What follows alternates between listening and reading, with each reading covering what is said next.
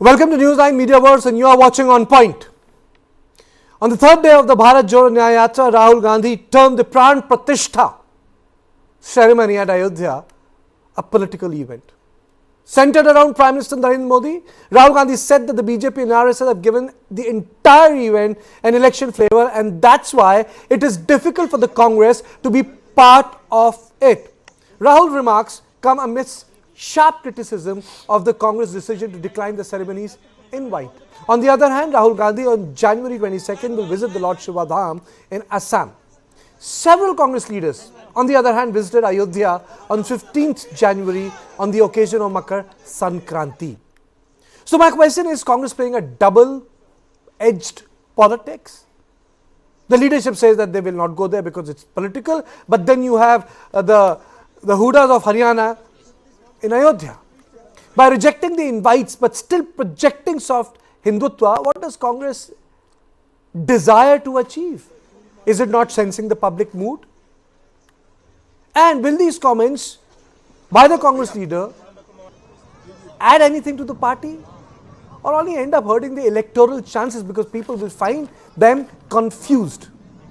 Is this stand on Pran Pratishtha going against the pulse of the country? But before I take you to my subject matter expert, let me play out the bite of Rahul Gandhi and what Prime Minister said today.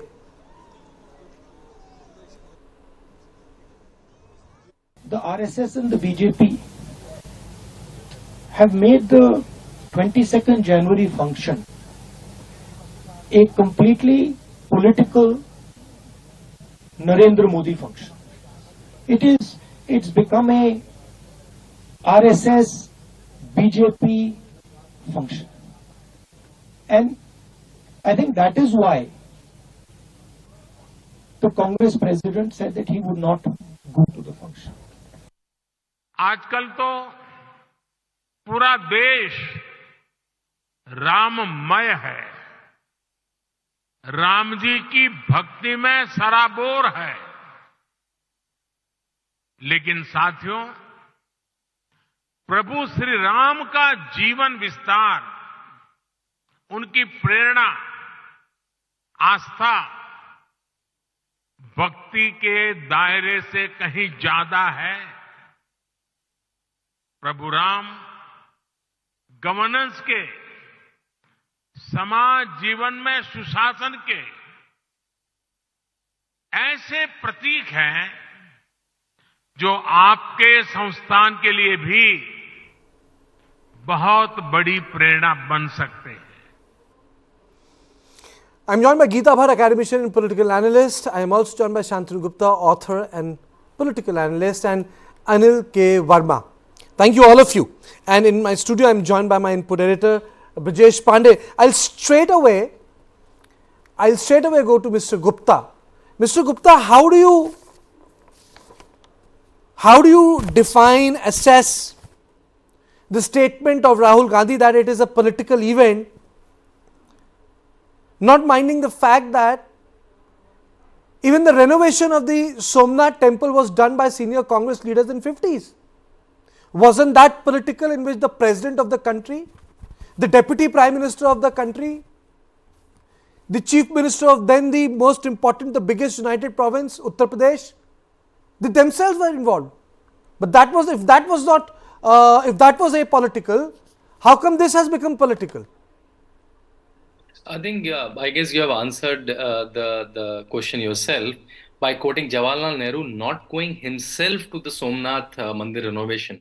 In fact, he wrote letters to his member of parliament. He wrote letter to the then president that not to go the event, and he said this will be a Hindu revivalism, and what will be a national international image after that. For someone like Jawaharlal Nehru, renovation of a temple like Somnath, which was dilapidated by multiple Islamic invasions, was a Hindu revivalism, and he never wanted to go there, right? And similar trend continued with the family, with Indira Gandhi when she fired on lot of Gau Sevaks in Delhi. Then with Rajiv Gandhi when he gave Shah Bano case, a Muslim appeasement and teasing out Hindus, right? And now see, Rahul Gandhi has a stated position multiple times. Congress on record said Ram is imaginary. So how can they go to a temple when Ram is imaginary? Rahul Gandhi on record said जो लड़के मंदिर जाते हैं वो लड़की छेड़ते हैं. And multiple statement by multiple parties. So now they don't have a face. So they have to come out with something. They have to say it's political or this is that, this is not the timing, this for election. They will say everything. But see how India is treating it, how Sanatanis are treating it. Not only in India, across the globe. I was in a conversation with a couple of people in UK, US and Australia yesterday. Multiple people, hundreds and hundreds of events are happening. People are getting up whatever time of the day in their country and showing it live in multiple places, not only India. So I think Rahul Gandhi is not able to read the mood for last 10 years. That's still the case. They don't have any face to go anyways. So I think they are making some reason. They're calling it political. I don't know how can Pran Pratishtha or Bhagwan Ram can be political. Let me go across to Geeta Bhatt. Okay, if Rahul Gandhi was so steadfast on this issue that these should be places which should not be touched upon, or where Congress party should not be seen, or Congress party should have a strong position, then it shouldn't have also allowed the Congress leaders to visit that place. On 15th, Congress leaders visited Ayodhya. Right. And they publicized it. It's a different matter of fact that they took the flag and it created a minor ruckus there.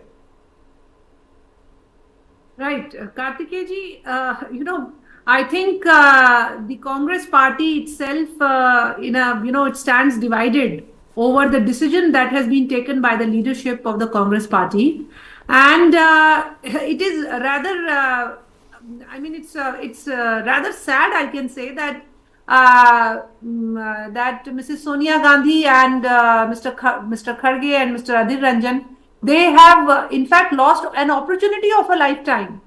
I mean, today anyone who would be getting an invite to be there on the, such a day, such a momentous and a historic day, where we know that this Pran Pratishtha, it is not just about that there was a invader who destroyed a temple and it is being rebuilt. It is basically about reinstalling the self-confidence of a nation which has been destroyed immensely time and again for 1000 years, and it is this that is being rejoiced. Just like the Prime Minister said ki pura desh Rammay hai, but there are some people who are ready to miss this opportunity of a lifetime, not only personally but also politically. And it is very interesting to note that while today Mr. Rahul Gandhi has come out and called it a political event, while it will be interesting to interpret that, is it that their criticism and antagonism towards the Prime Minister, that is the reason for which they are so anti-temple and anti-Sanatani, or is it that they have been anti-Sanatani, anti-temple, and that is the reason that they are so critical towards the Prime Minister and the BJP, which is they are wholeheartedly who have for long ideologically supported this movement. Let me take. Okay. Yeah, and also I would say, madam, this is ideological confusion. On this, because two speakers have taken a position. Let me call Shyam Prasad Meka on this. Thank you, sir, for joining me. What is the reason of this ideological confusion?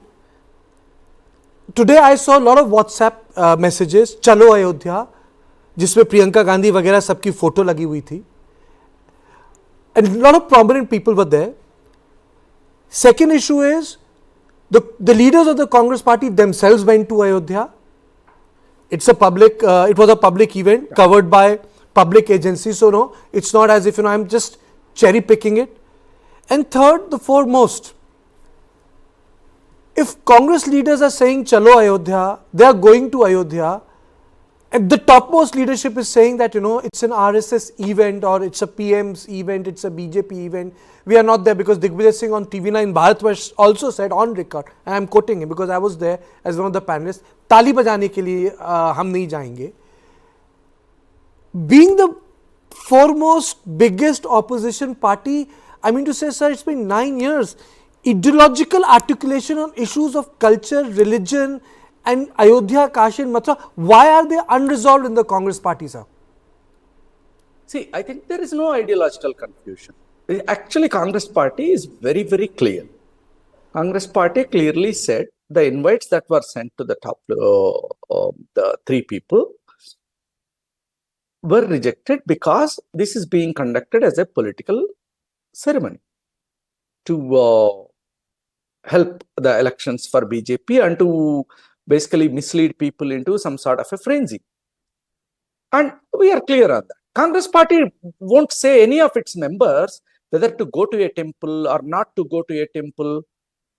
That's not our politics. Our politics is about how to give social justice to the people of the country, how to give economic justice, how to get rid of unemployment, how to get jobs to the youngsters, how to control the price rise. These are the issues that Congress party does its politics on. So if BJP want to continue on this and try to blame Congress party as not clear on its ideology, Congress party has been very, very clear. Mr. Baker, you made a point. You were saying that Congress is not ideologically confused. You made a point. But tell me one thing. After 2014 defeat, the intensity of Rahul Gandhi to visit temple increased. I have covered Congress from 2004 to 2014. I did not see Rahul Gandhi going to temples prominently. After that, every campaign he made it a point to visit it and publicize it. That's one. The only time in the first 5 years I saw him performing religious function was when he was in Rai Bareli and Amethi. Rai Bareli and Amethi. And that too, couple of houses which were designated, earmarked. One. Second thing, Randeep Singh Surjewala called him Janudari Brahmin. It's not me. Third and the foremost thing, Kamalnath said, हम हनुमान भक्त हैं. Some said, हम राम भक्त हैं. Bhupesh Singh Baghel publicly endorsed religious programs. That's okay. If you believe in hard secularism, that's your gig, not my gig. If you believe in other forms of secularism, your gig, not my gig. My point is very simple. Is there a disconnect between the top and the bottom in the Congress? The top is like left of center and the worker is right of center. Is that the case, sir? Congress is always been center of the center. Okay, Congress believes that we need to include all perspectives and all facets of truth, and then move ahead as people together. That's what Congress is. So analysts might try to place Congress at various points of time. I'm not finding fault with them. At various points of time, oh, now Congress is swinging right of the center. Now Congress is swinging left of the center. Yes, Congress might have swung on certain occasions, but the Congress position is center of the center. That's about it. Now, coming to the question of Rahul Gandhi visiting temples, were you specifically seeing? I don't know. See, we keep that as a personal affair. Unless we are on a public event, we don't get to make it a public event. As simple as that. How many times I do puja during my day is none of your business. And how many times you go to a mosque or a church or a temple is not my business. Okay. As a citizen, as a fellow citizen, how I am helping you, how you are protecting my rights, how I am not tampering your rights. There is no argument and debate on this. The debate on point is the articulation of the Congress party on Ayodhya. A debate on point is why has Congress party and Rahul Gandhi now taken this position? You know, he can choose to go to a particular temple but not to this particular temple. And it is very evident it is political. Fair enough. But why is Congress party making different statements when it comes to Ayodhya and culture? It's time for a short break. I'll come to you. I am joined by my input editor Brijesh Pandey in studio. I am also joined by political analyst Anil K. Verma. He joins me today. Sir, I'll also come to you. And then I'll discuss one thing. And before I go into solace break, I have to say this. Before I go to the solace break, I have to say this, which will be the heart of the debate. When the ideals were installed, Jawaharlal Nehru was the Prime Minister, Govind Vallabh Pant was the Chief Minister, but the ideal stayed. When the Shilanyas happened, Rajiv Gandhi was the Prime Minister and N.D. Tiwari was the Chief Minister. The gates were opened. N.D. Tiwari was the Chief Minister when Rajiv Gandhi launched his campaign, and the word he used was Ram Rajya, and later Manishankar Aiyar said, I had no idea because I wrote the speech, I did not add word Ram Rajya. And when P.V. Narasimha Rao was the Prime Minister of the country, the 1992 happened, but that is not even important. when the president rule was imposed for 36 hours, and it's documented, the construction at the disputed site then continued to happen. So, all three important developments when it comes to Ayodhya, Congress was in power or controlled the levers of power both at the center and the state. After the Solis break, we will touch all these points.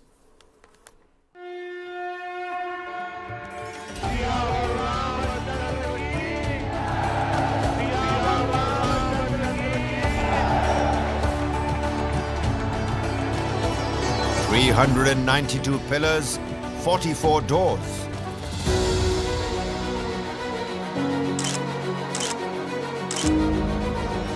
Prime Minister prays ahead of the big moment.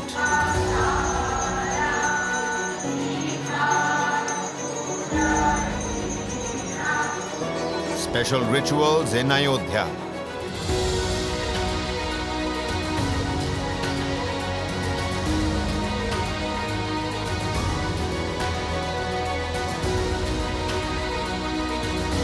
All eyes on Ram Lala.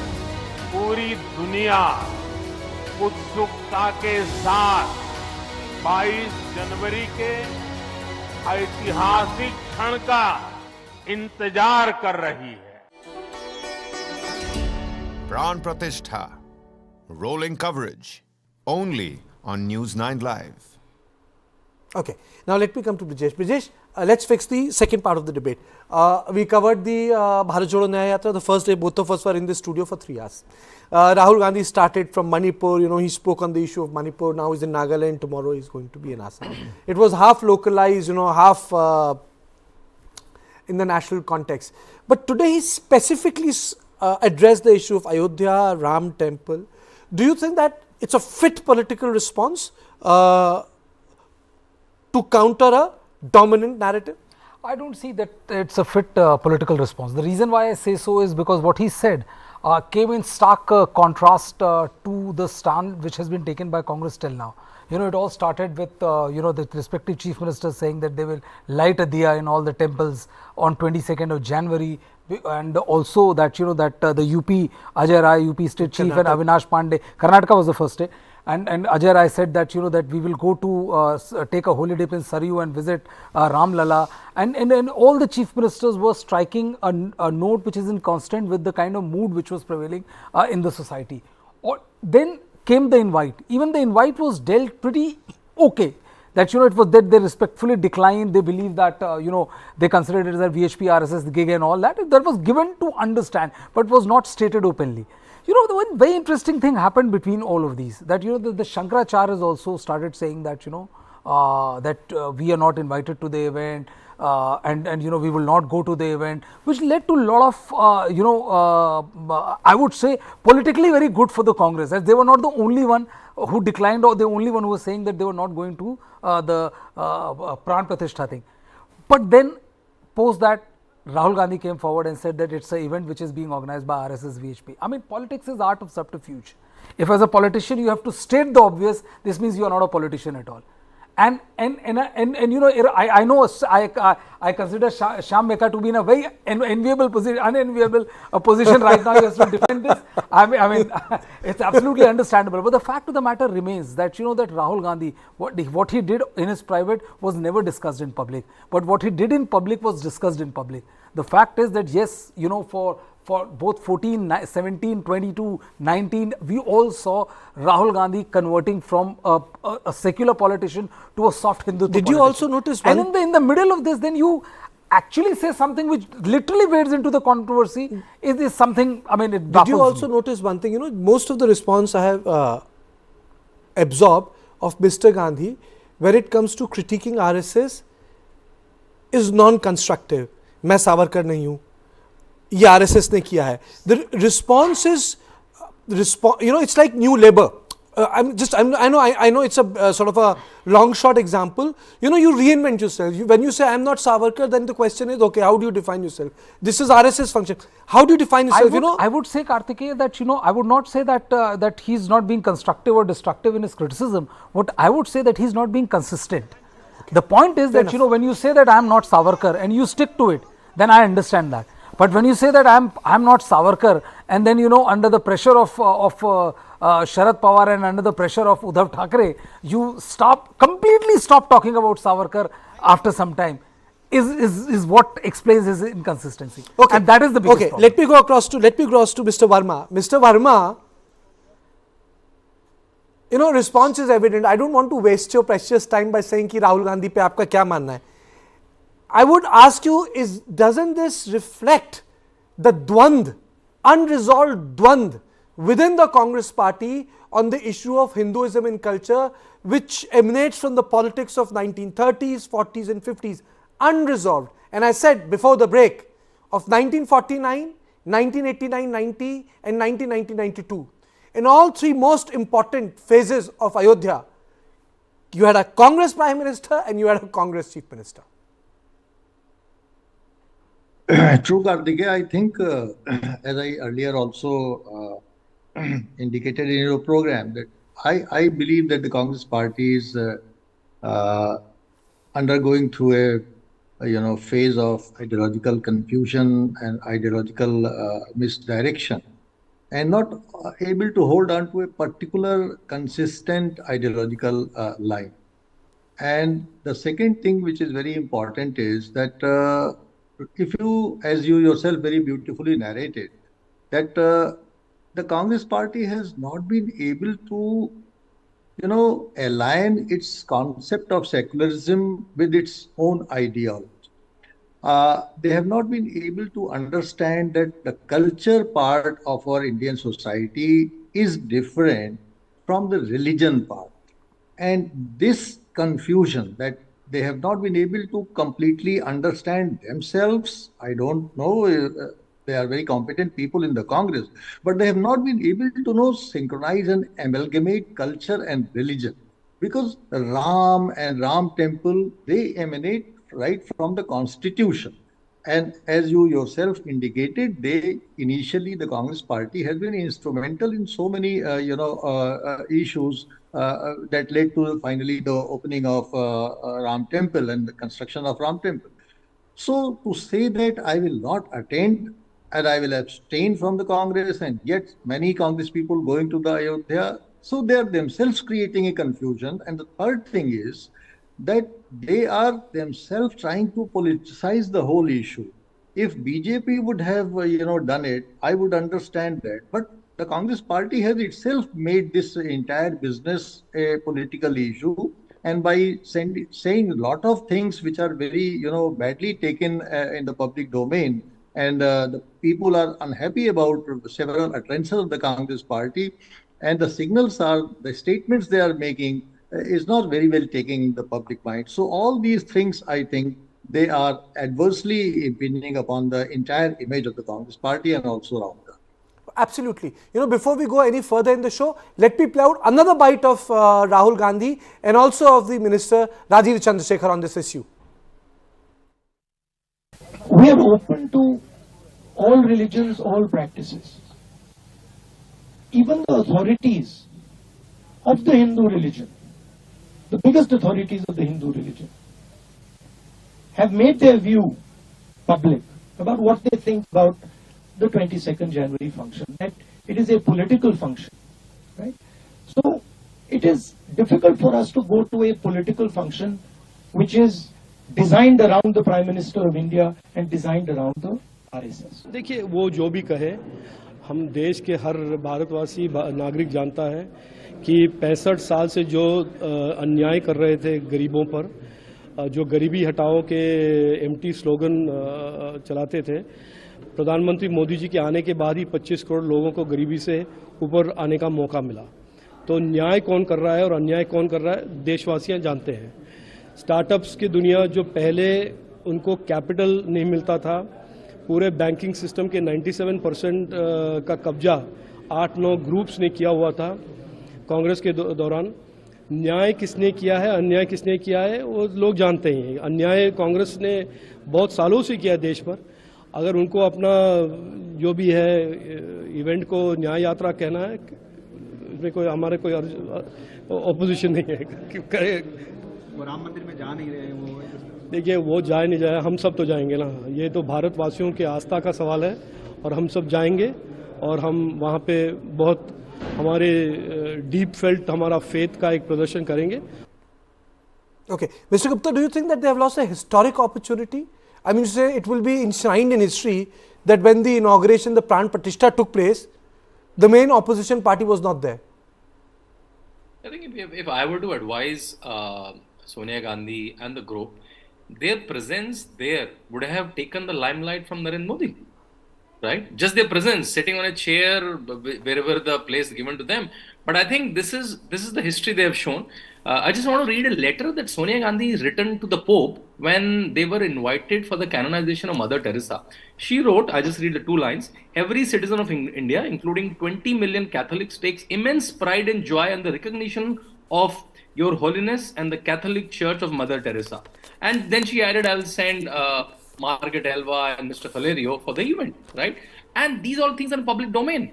They were organizing iftar parties inside Prime Minister House during UPA 1 and UPA 2. That was not, all of this is not political, right? Sending people to church events, sending people to iftar parties, not political. And now when after 500 years of Hindu struggle, when the temple is coming up, they don't want to go into political event. I think people are seeing. And when Supriya Sinith goes there, she's tweeting, she did 6 tweets on that. Everyone who's been there, that's not political. Right? So I think people are watching. People are the best judge. They're watching every move of every party, who is with their faith, who is not with their faith, and they will decide. No, absolutely, you are right. I have no problem. If you ask me personally, I have no problem with the iftar parties. I can be very honest with you. I have covered this government UPA very well. I've been to all the iftar parties. Iftar parties allowed the people to pray inside the lawns of Panchvati also. It happened.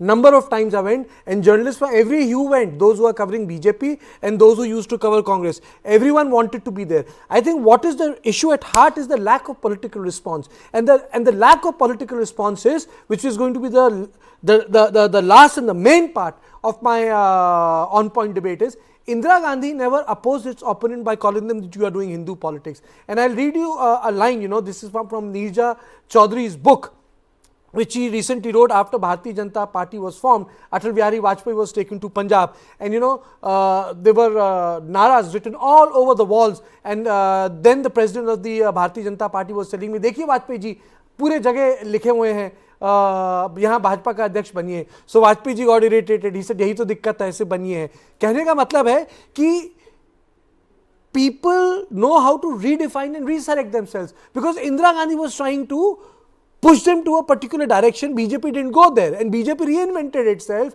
They had Gandhian socialism in their opening charter, and the rejig happened in 1987. So the last part of my debate would be, why is Congress failing to have that rejig when BJP could have the rejig and adopted in Palampur session the Ayodhya movement? What is the big problem with the opposition, that it cannot define itself. And anyway, to quote from Anthony Giddens, beyond left and right, there is something, if you don't want to be left, if you don't want to be the right, there's a word called radical centrism. But well, that's for the Congress party to decide. It's time for a short break. We'll come back and then we'll talk about this. Is that the real problem?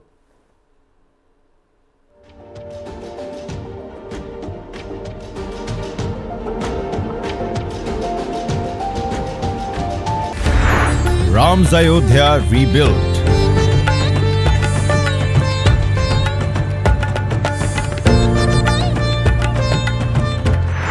Ram Lala's Pran Pratishtha.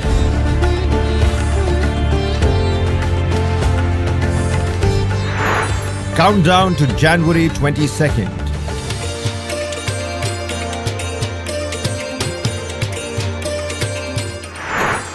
Dateline Ayodhya. Catch the mega coverage only on News9 Live.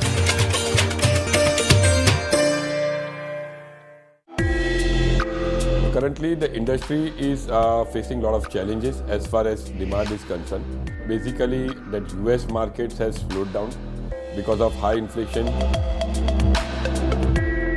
So obviously, diamonds being a dream product, something which doesn't have a utility value or is seen as a luxury.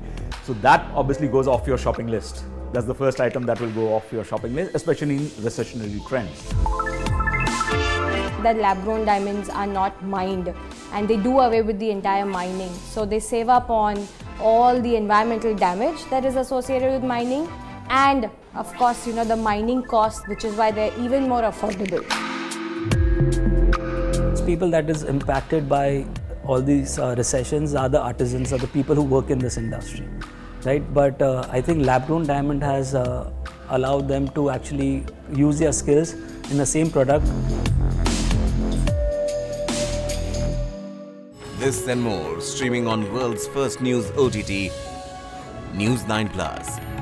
Download now.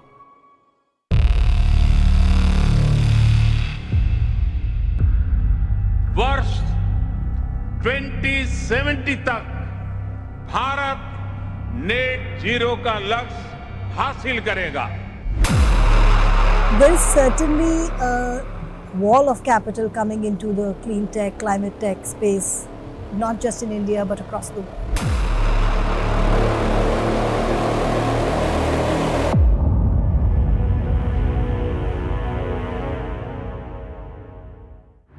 This and more streaming on world's first news OTT, News9 Plus. Download now. जानना है तो देखिए, समझना है तो सुनिए, सीखना है तो पूछिए, और कमाना है तो खरीदिए। जानकारी, सलाह और निवेश सब एक ही सुपर ऐप पर। पैसे का सवाल है तो जवाब है Money9। आजादी पैसे की, अभी डाउनलोड करें।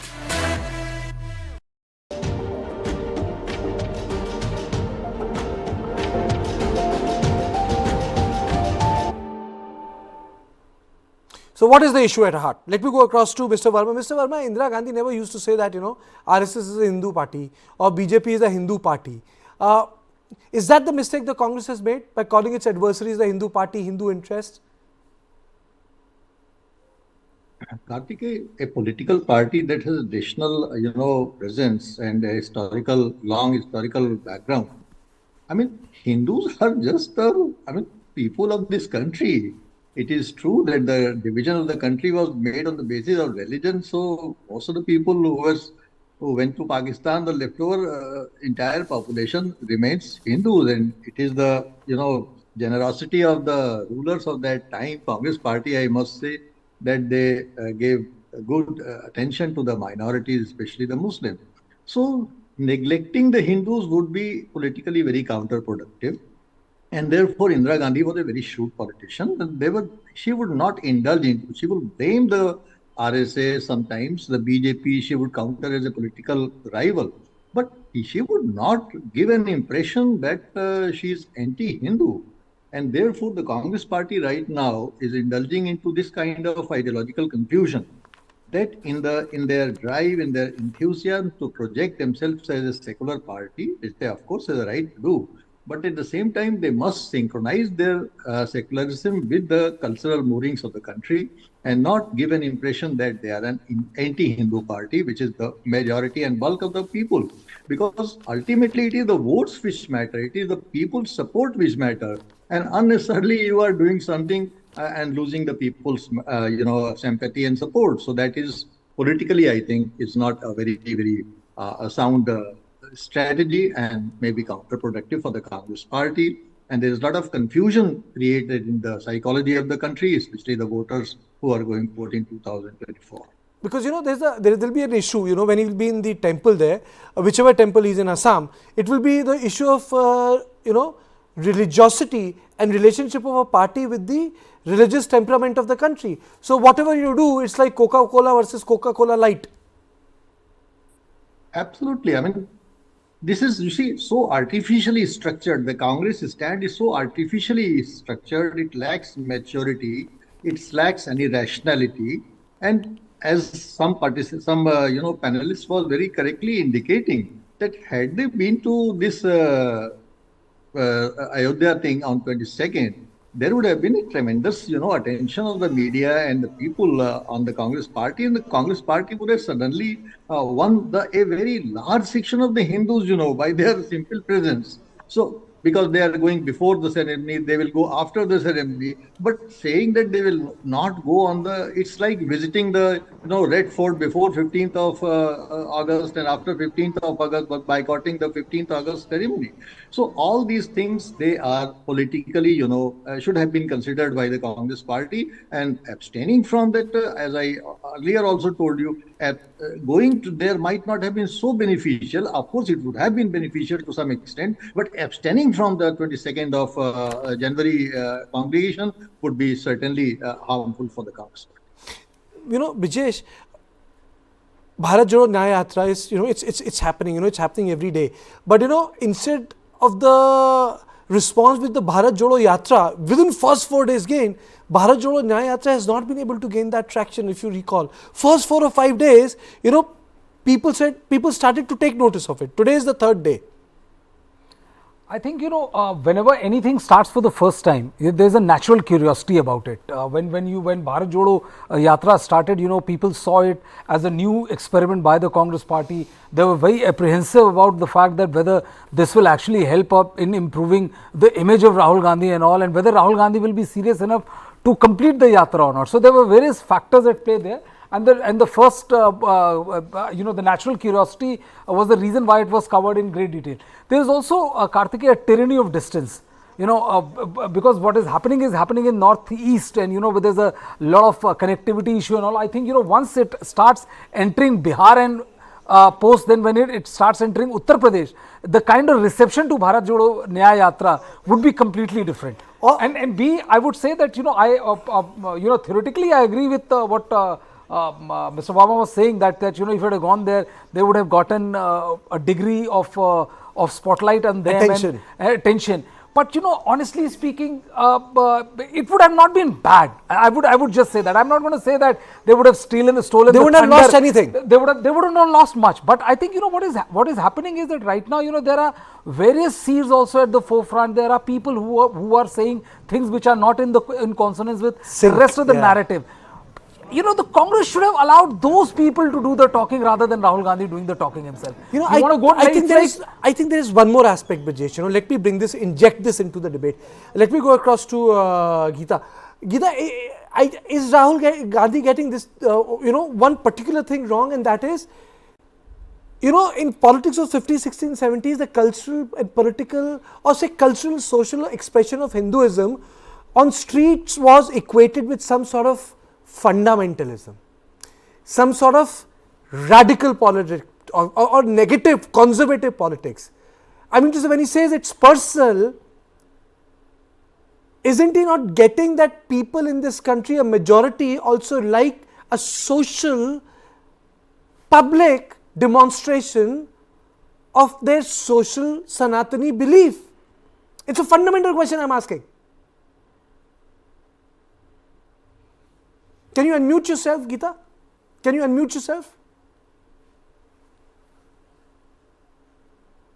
Yes, can you hear me? Yes. So, Kartikeya, I think you are right, and this was also, I think, because of the way the political stand at that time, because Congress was a very dominant party at that time, and in the early phase or after independence, still there were very strong nationalist leaders who were in the Congress. But after the division of Congress took place, the split took place, with Mrs. Indira Gandhi trying to come into power with the help of the communists. That was the time actually their ideological stands, and the issues which were social issues, these or religious issues, that was something which started going towards towards the left ideology. And over the decades, they have become so dominant in the Congress party that it is actually the Congress party has truly lost its original but Geeta, standpoint but at which it Geeta, was there. you are right that Indira Gandhi flirted with the left, Geeta. Please? They flirted with the left. She flirted with the left. But in 80s, look at her.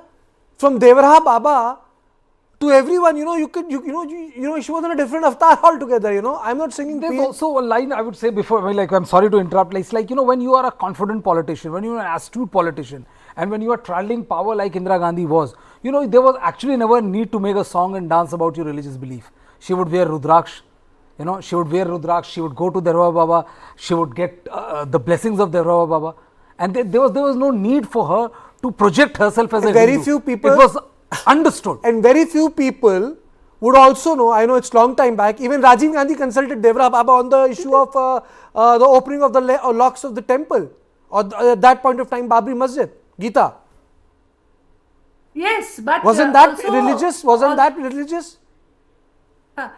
You see, the irony over here is that while the whole country today is rejoicing of the construction and, of the Pran Pratishtha that is going to take place on 22nd, Congress leadership and of course the think tank, which is actually, the brainchild behind these yatras which are being organized, all these people, I personally feel that they do not have a connect with the actual Bharat, which is there, the sentiment of the people of this country, the masses.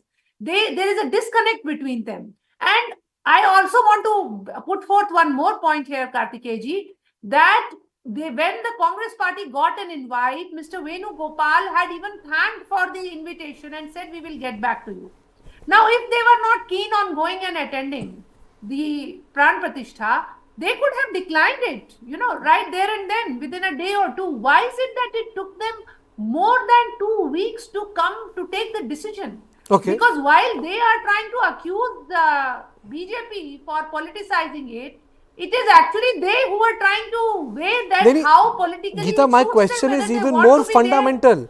My question is even more fundamental. Mr. Mecca, Rajiv Gandhi was the Prime Minister. The locks were open when he was the Prime Minister. He performed puja there.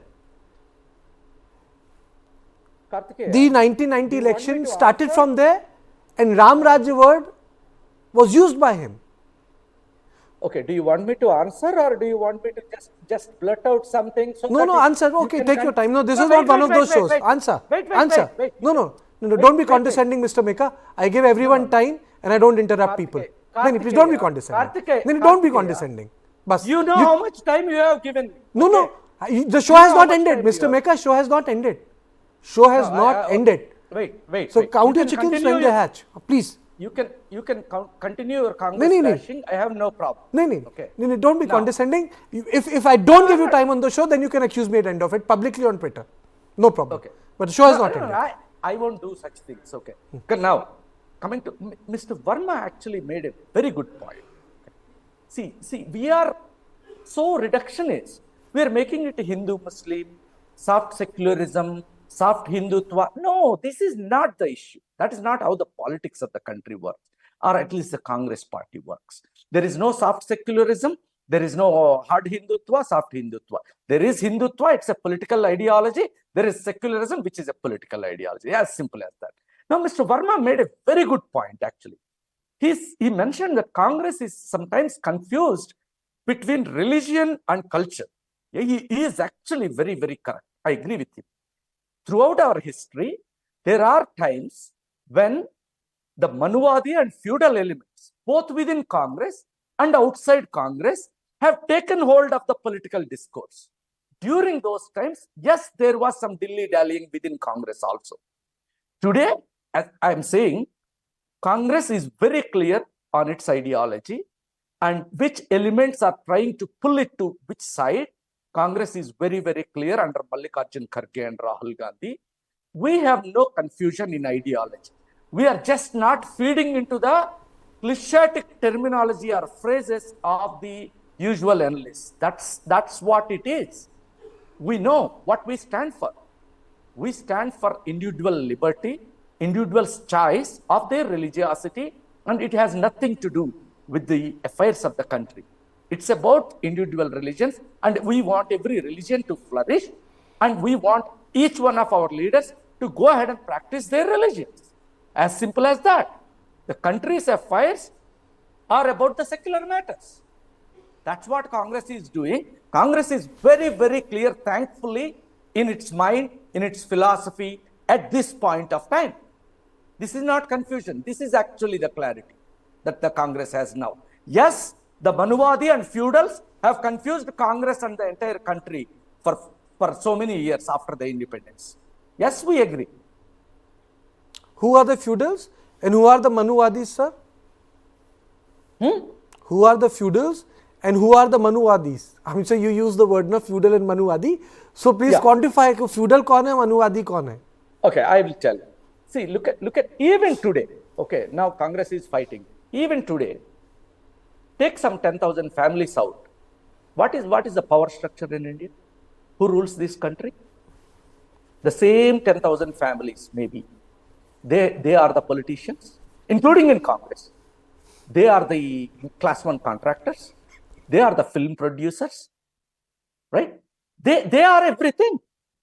They are taking this country for a ride. Congress is also a culprit in it. I agree.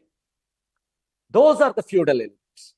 All those Raja Rajwadas who changed their courts and become MPs and MLAs and still having their hold on the resources of this country, they are the feudals. Now coming to Manuwadis, in the name of religion, in the name of exercising their religion, the Manuwadi elements, in the name of culture, who are perpetrating the anti-constitutional practices and beliefs in this country, they are the Manuwadis.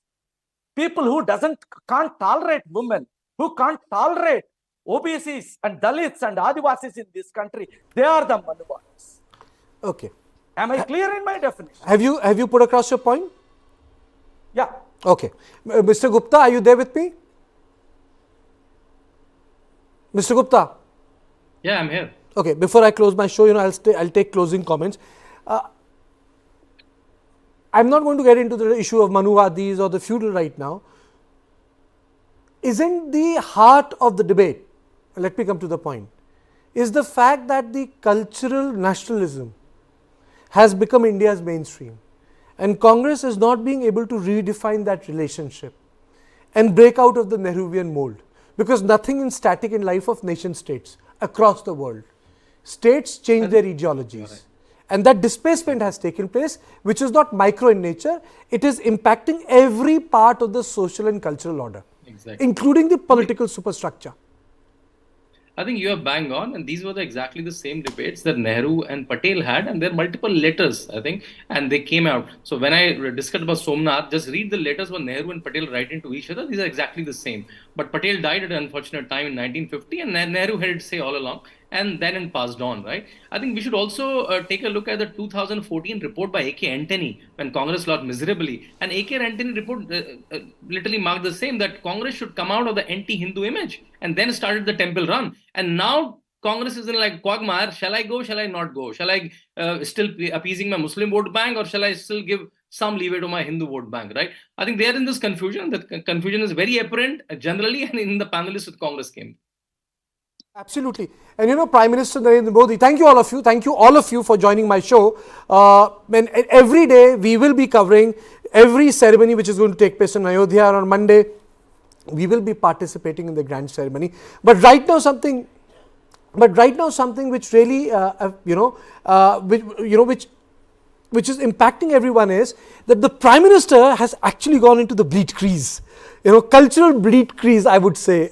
He's in Andhra, he's in Kerala, he's in Maharashtra. I don't think anyone expected that in the first week of January, Prime Minister is going to start a campaign like that. I was surprised, because elections are still 5 months away. I think he has set the tone with that tweet of his, that how he's going to go into 11 days of penance, and how he has started doing these soul purifying rituals and all, and post that, the way his itinerary has been planned, I think it's jam packed with temple visits and all, and it's all building towards a crescendo to the Pran Pratishtha, which is happening on 22nd of January. Okay, and these visuals are coming directly from Kerala. I mean, so tomorrow is going to be in Guruvayur temple, then he is going to go to a very famous temple of Bhagwan Ram.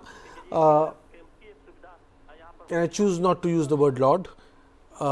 It's like when people use instead of, it's like the same difference, Bijesh, rest in peace and Om Shanti, It's like West Asia and Middle East, That is why I choose to use the word Bhagwan Ram.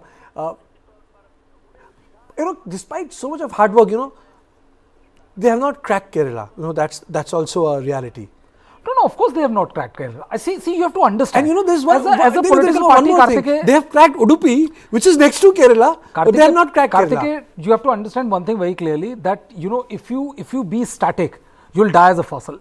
The point is that they might not have cracked Kerala, but you can never fault them for not trying. This is the kind of commitment Congress has to show, and other parties have shown they really want to upstage the Bharatiya Janata Party. They have not been able to win anything substantial in Kerala. Yet I know we covered two yatras by Amit Shah, which also saw several cabinet ministers coming there, camping there, and indulging in roadshows and yatra. Today we are witnessing yatra. It may not result in any electoral success, but that doesn't stop them from trying. And I think this is the reason why the BJP is where it is now. Tell me, you have been you have been covering BJP for such a long time. Yaar bhi thakta nahi hai. I mean to say, at this stage, it just goes on and on and on and on. I mean, say, I have seen politicians. I am 48. I can say that I have covered Atal Bihari Vajpayee. I have covered L.K. Advani. I have covered Dr. Manmohan Singh. I have covered a large part of Prime Minister Modi till I was active as a reporter till 2020. After that, I'm stuck in office. But the fact of the matter is that I haven't seen someone doing so much. As the saying goes, that the power is the ultimate. Power is the ultimate aphrodisiac. It just spurs you on like anything. We saw what happened to P.V. Narasimha Rao. Retired, almost go the truck. Okay, let me put it this way. Going to his village and you come back. You travel 2 hours to Hyderabad, then 2 hours to Cochin, 3 hours back to Delhi. The sort of travel he is taking, anyone but would have a domestic jet lag. Trust me, if you look at the profile of very successful individuals, if you look at the profile and the work schedule of very successful individual, they are highly motivated and driven. And when you are tasting success after every enterprise, it makes you live that particular thing. Prime Minister is living that thing. So there is no question of number of hours in a day which he is putting in there or numbers. Anybody who would be getting half of the success which he is getting would be working 24/7 without feeling a fatigue even for a second. That's I can say for sure. If you're not getting this kind of return, you might be working 4 hours a day and feeling the fatigue. But I think the kind of role BJP is on, they're literally at the apogee of their political standing. In the next, they are the topmost contender as far as winning 2022 elections. It's not as if the schedule is very he takes a break for 5 hours. It's a damn punishing schedule. The guy will be in temple at 7:40 a.m. in morning. He'll have to get up at 5 a.m. in morning to be there on time. And this is not end of it. We will be going home after 8:30, and the gentleman is still doing roadshow there. Well, Kartikeya, at the cost of repetition, I say, when you are at the top of your profession, when you are on a role which, barring Pandit Jawaharlal Nehru, nobody has seen the kind of euphoria your name or frenzy your name creates. You can work 24 hours a day, 365 days a week without feeling the heat. All the top politicians, I think all the top cricketers, sports persons, if you read about them, if you look into their schedule is punishing, but it's punishing for us. It's not punishing for them. I don't know who needs to learn from whom. Who needs to learn from whom? From Congress Party, in Congress Party, from Bharatiya Janata Party. But one thing I can definitely say, that Prime Minister Modi has etched himself in the history of modern India. And we remembered for posterity, for producing a different model of governance, economy of Bharatvarsh. And I think that's how I would conclude my program, that Prime Minister Modi will be remembered for posterity, for etching a different trajectory for Bharatvarsh. Thank you.